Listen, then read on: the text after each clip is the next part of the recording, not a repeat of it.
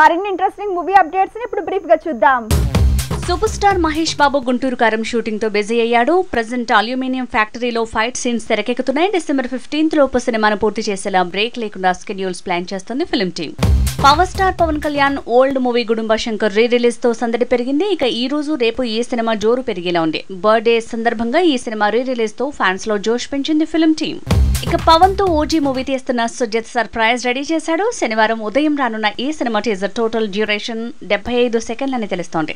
మొన్నటి వరకు 72 సెకండ్ల గ్లిమ్స్ అంటూ ప్రచారం జరిగింది. విజయ్ దేవరకొండ సమంత కాంబినేషన్ లో తెరకెక్కిన మూవీ ఖుషి ఇప్పుడు వేల్ గా ఈ సినిమా రిలీజ్ అయింది. మిక్స్డ్ టాక్ తో సరిపెట్టుకుంది.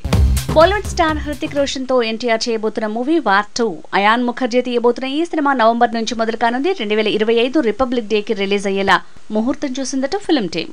బాలీవుడ్ స్టార్ అజిత్ సినిమాలో మెరవబోతున్నాడు సంజయ్ దత్. కేజీఎఫ్ తర్వాత లియోలో విలన్ గా కనిపించనున్న తను ఇప్పుడు అజిత్ మూవీకి సై అన్నాడు. తమిళ్లో సందడి చేయబోతున్నాడు.